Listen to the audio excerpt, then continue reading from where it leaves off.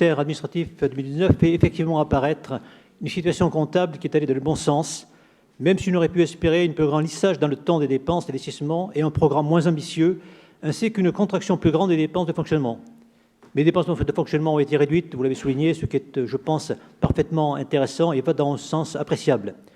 Pour ma part, je retiendrai surtout le maintien de la stabilisation des prélèvements directs, même si ceux-ci augmentent tout de même au regard de l'augmentation des bases nationales, et surtout un besoin de financement en diminution. Certains pourraient conclure de ces résultats qu'il faut augmenter les dépenses, tant de fonctionnement que d'investissement.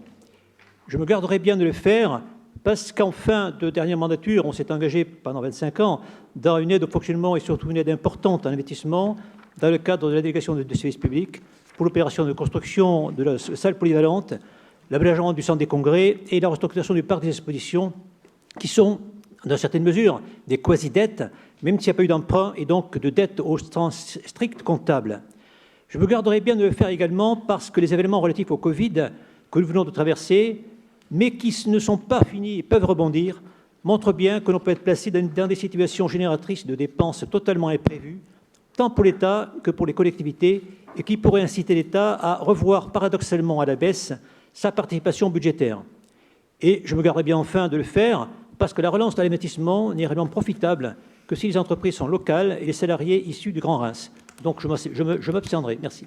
Merci. Y a-t-il d'autres demandes d'intervention? Non. Monsieur Rose. Oui, juste quelques réponses